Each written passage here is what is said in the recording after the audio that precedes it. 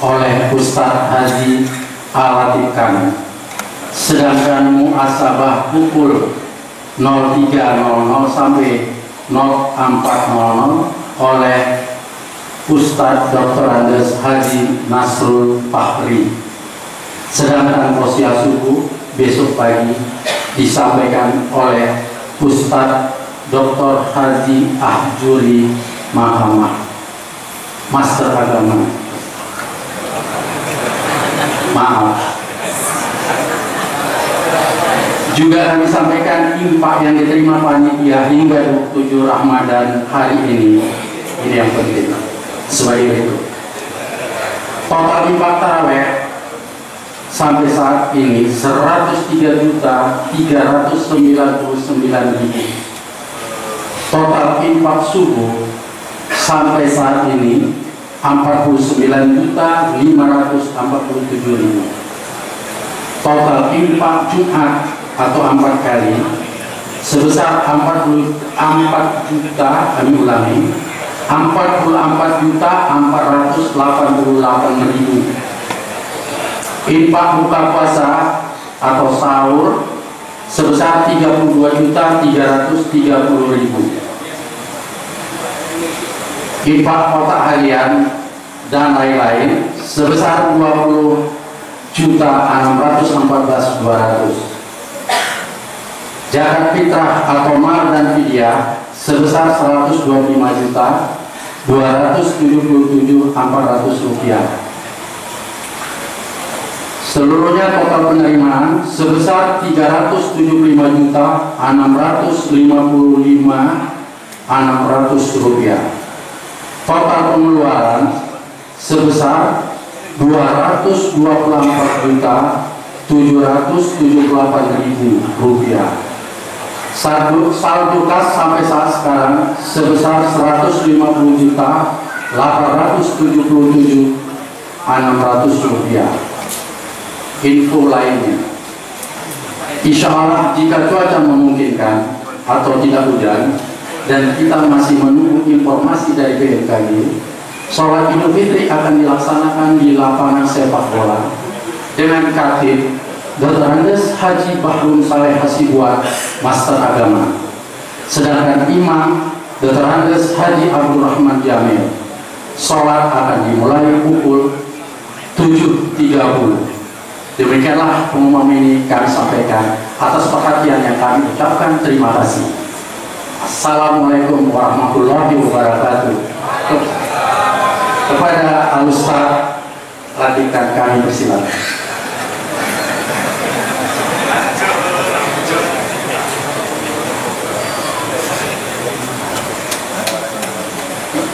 Bismillahirrahmanirrahim. Assalamualaikum warahmatullahi wabarakatuh. Alhamdulillahi rabbil alamin. Wassalatu wassalamu ala asyrafil anbiya'i wal mursalin wa ala alihi wa sahbihi ajma'in. Qala Al-Qur'an, a'udzu billahi as-sami'il 'alim minasy syaithanir rajim. Bismillahirrahmanirrahim. Wa aqim wajhaka lid-din hanifan fitratallah allati fatara an-nas 'alaiha la tabdila li khalqillah dzalika ad-dinul qayyim walakinna aktsaran nasi la ya'lamun munibina ilaihi wattaqu wa aqimus salah wa la takunu minal musyrikin. Shadaqallahu wa shadaqa rasuluhu wa ba'du. Surat Rum ayat 30 dan 31 ini menjadi catatan tadabbur kita malam ini. Insyaallah ini adalah pertemuan terakhir bersama saya di bulan Ramadan untuk tausiah lepas sholat Isya. Catatan-catatan yang ingin kita sampaikan bahwa madrasah Ramadan ini adalah sebuah madrasah besar yang berangkat dari sayangnya Allah. Dia tetap memberikan kepada kita setiap tahunnya, suka atau tidak suka kita, mau atau tidak mau, senang atau tidak senang. Madrasah ini menjadi sebuah madrasah yang mau tidak mau seharusnya kita harus mau karena kita butuh.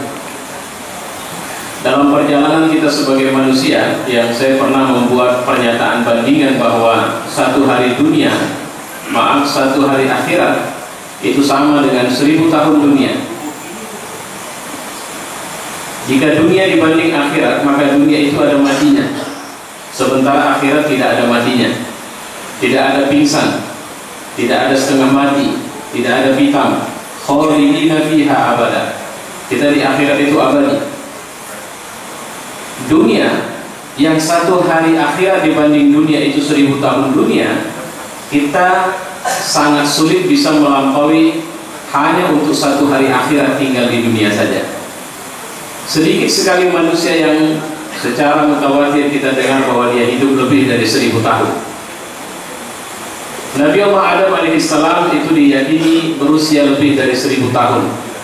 Nabi Nuh alaihissalam juga diyakini berusia sekitar 1000 tahun. Tapi tidak ada lagi pernyataan yang bisa kita kedepankan untuk menyebut ada orang yang berusia 1000 tahun, kecuali Khairul Anwar dalam syairnya. Itu pun pingin, bukan dia berusia 1000 tahun. Jika satu hari akhirat dibanding dengan dunia itu dengan 1000 tahun dunia, sementara orang di dunia hanya hidup sekitar 60, 70, 80, 90 atau 100 tahun dunia, maka berapa jam, berapa saat, berapa menit kehidupan dunia ini dibanding dengan akhirat? Allah tidak menurunkan kita dengan rencana negatif dari sejak nenek moyang kita Adam. Persoalan kita keluar dari surga itu amat sangat sederhana sebenarnya. Tapi inilah persoalan mendasar yang harusnya kita pahami. Dalam sebuah hadis Nabi mengatakan setiap mukmin pasti masuk surga, kecuali yang tidak mau. Jadi berada di dunia adalah berada dalam sebuah pilihan. Sudah cukuplah Adam dengan peringatan. Maka bahasa Quran, فَأَلْهَمَهَا فُجُورَهَا وَتَقْوَاهَا وَقَدْ أَفْلَحَ مَنْ زَكَّاهَا وَقَدْ خَابَ مَنْ دَسَّاهَا.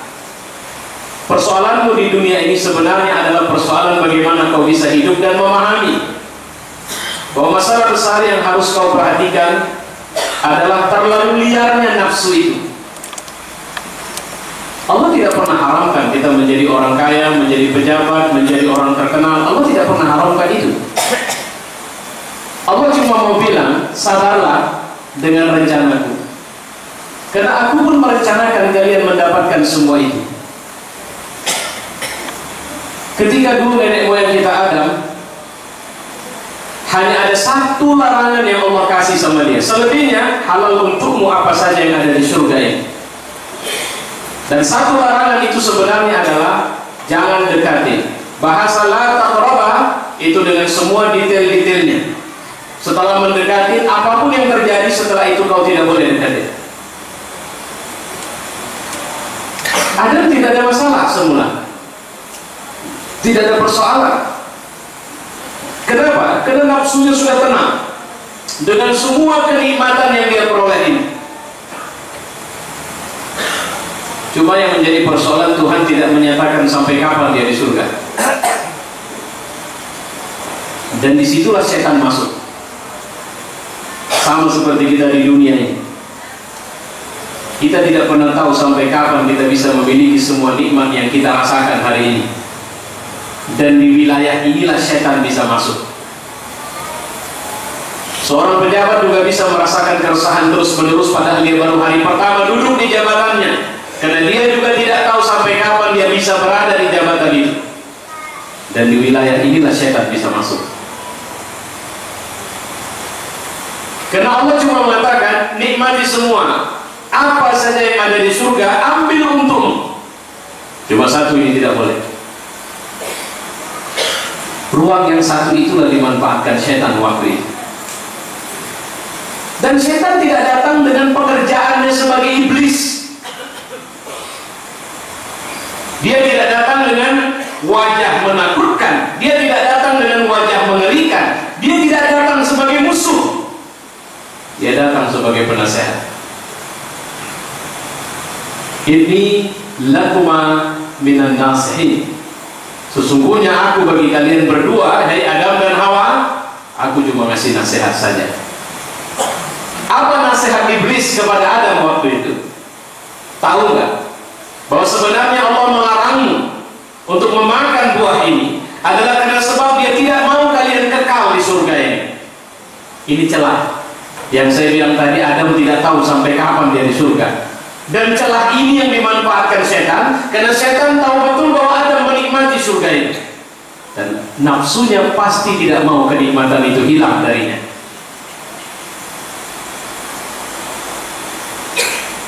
Kalian tahu bahwa sebelumnya aku adalah penghuni tempat kalian tinggal ini. Dan kalau bicara pengalaman, aku jauh lebih pengalaman di surga ini ketimbang kalian. Dan kalian pun tahu bahwa aku telah terusir dari surga. Dan tidaklah aku datang menjumpai kalian dan memberi nasihat ini, kecuali aku berharap kalian tidak pernah bisa keluar dari surga ini. Karena ini adalah kenikmatan yang luar biasa. Jangan seperti aku. Ketulusan iblis dalam memberi nasihat menggoyahkan Adam. Apakah Adam goyah dengan janji Allah? Tidak. Apakah Adam goyah dengan apa yang dibilang Allah? Tidak. Apakah Adam kemudian tidak percaya bahwa itu larangan? Tidak. Jadi kenapa Adam mau makan buah itu? Dia mengkhawatirkan kenikmatan itu hilang darinya. Surga akan hilang darinya. Karena Tuhan tidak pernah bilang apa-apa.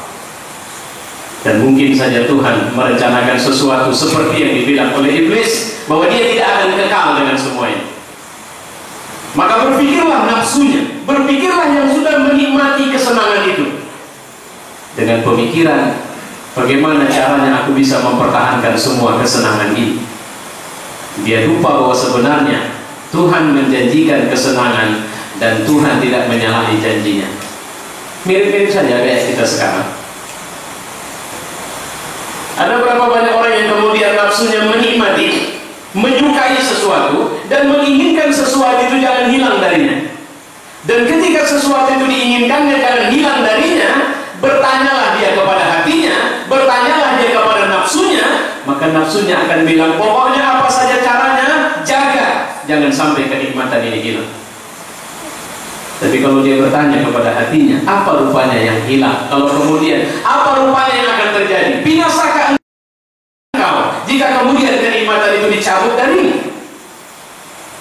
Bukankah aku telah menjanjikan sebuah kenikmatan yang jauh lebih besar? Allah bilang sama Adam dan Hawa, bukankah aku sudah bilang, innahu lakum aduwwun mubin, iblis itu musuh yang nyata sama kalian. Dan aku tidak pernah membuat tambahan, tidak ada koma. Yang ada adalah titik bahwa dia itu musuh.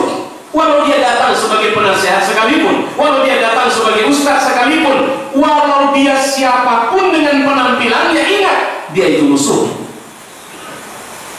Jangan pernah minta fatwa sama nafsu, karena nafsu hanya akan memberikan fatwa untuk kesenangannya. Dalam hidup ternyata kita lebih sering sudah gagal, bapak-bapak, ibu-ibu. Nggak usah hitung sepanjang umur, satu hari tadi saja pun mungkin sudah ada sekian dosa yang kita bangun. Satu hari tadi saja.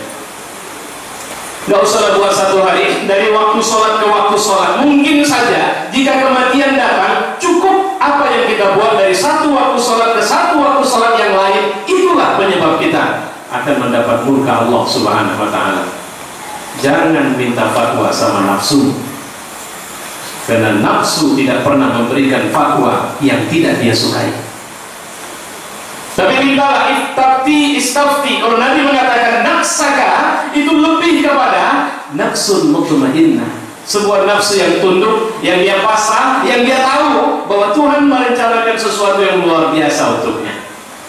Dan rencana itulah yang kita sebut dengan fitrah. Allah itu mau kita berada dalam situasi lurus. Yang pernah saya katakan, apa yang tercemari dari sejak kita lahir sampai kita sekarang adalah fitrah kita. Apa yang membuat kita tidak bisa besar adalah ketidakpercayaan kita kepada diri kita sendiri, bahwa Allah sebenarnya merencanakan kita adalah pelaku-pelaku sejarah yang luar biasa dalam hidup kita. Apa yang tidak kita percaya terhadap diri kita ketika kita mulai menikah? Kita tidak percaya bahwa kita akan menjadi model ayah yang benar,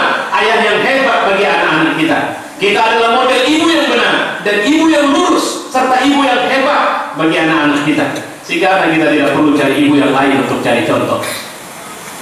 Apa yang sering kita tidak percaya? Bahwa setelah kita menjadi orang kaya, maka Allah akan masukkan kita surga karena sebab kita kaya.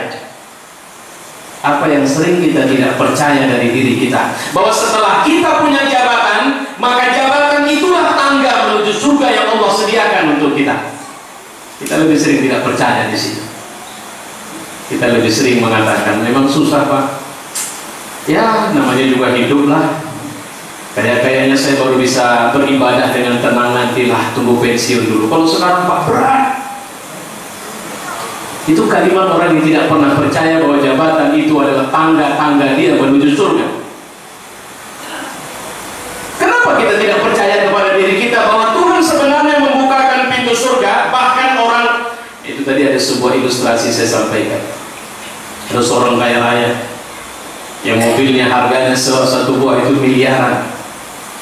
Dia berangkat ke masjid dan melintas di orang yang juga pergi ke masjid tapi jalan kaki, dan dia orang susah. Dia buka kaca mobilnya dan tegur orang susah itu dengan kalimat Assalamualaikum. Orang susah itu dengan melerot melihat Waalaikumsalam, tapi kemudian lurus lagi berjalan. Ayo Pak, mau kemana? Ke masjid kan Pak? Iya. Ayo sama. Enggak, saya jalan aja. Bapak silakan. Saya mau tanya, siapa yang Allah paling sayang waktu itu? Allah tidak akan menandai dan menyayangi kita karena sebab kita berada dalam gelimang kekayaan, atau kita sedang berada dalam kenistaan atau kemiskinan. Allah hanya akan menandai kita dengan akhlak yang kita punya setelah kita mendapat apa dalam hidup kita. Allah tandai kita dari situ.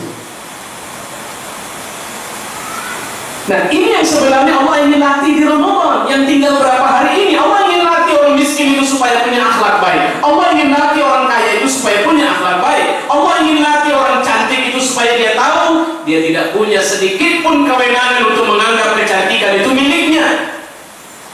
Allah mau bilang bahwa kalian semua adalah hambaku dan berada dalam sayangku, dan surgaku kusediakan untuk kalian, bukan selama kalian kaya atau miskin, tapi selama kalian bertakwa kepadaku. Bukankah kalimat takbir yang akan kita ucap di malam Id dan di hari Id itu adalah kalimat yang menghilangkan keakuan kita? Coba sama-sama kita ingat, Allahu Akbar, Allahu Akbar, Allahu Akbar. Maha besar Engkau Tuhan, bukan hartaku, bukan jabatanku, bukan kecantikanku, bukan popularitasku.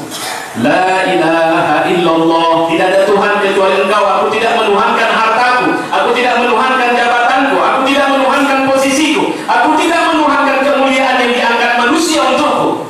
Allahu Akbar, Kau Maha besar. Allahu Akbar walillah, Maha besar Engkau, dan demi namamu dan demi Engkau Tuhan, walillahilham, pujian itu milikmu, bukan milikku. Coba carikan sama saya, adakah bahasa yang layak kita ucapkan untuk kemudian memuji dan membesarkan kita pada hari Id itu nanti? Siapapun kita, ternyata kita hanya diajarkan untuk mengucapkan satu kalimat yang sama. Allahu Akbar, Allahu Akbar, Allahu Akbar, la ilaha illallah, wallahu Akbar, Allahu Akbar walillahilham. Sama seperti kita berangkat haji atau umrah. Kita akan mengatakan labbaik Allahumma laka labbaik, labbaik la syarika laka, innal hamda wan ni'mah laka wal mulka la syarika laka. Makanya bahasa fitrah dalam surat Rum ini, munibina ilaihi, mereka orang yang taubat, mereka orang yang pulang kepada Allah, wattaqu, dan menggunakan semua fasilitas yang dikasih Allah dalam hidup untuk bertakwa kepada Allah. Wa aqimus shalah. Siapapun mereka, kau akan melihat mereka itu sujud melaksanakan salat. Wala takunu minal musyrikin. Mereka tidak pernah syirik. Mereka tidak pernah memutlakkan posisi mereka. Mereka tahu betul satu hari kelak Allah akan membenarkan mereka menjadi penghuni satu tempat yang amat sunyi jika dipandang dari kehidupan dunia, tapi hiruk pikuk jika dilihat dari suasana kehidupan itu.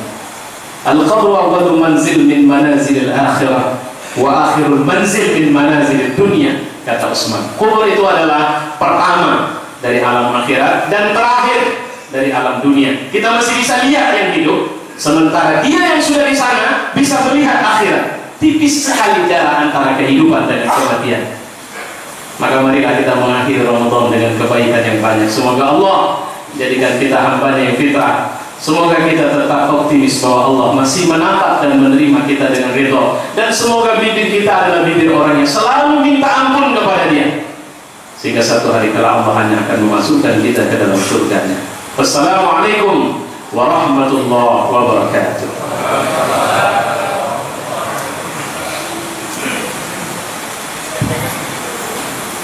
Subhanal Malikil Ma'bud. Subhan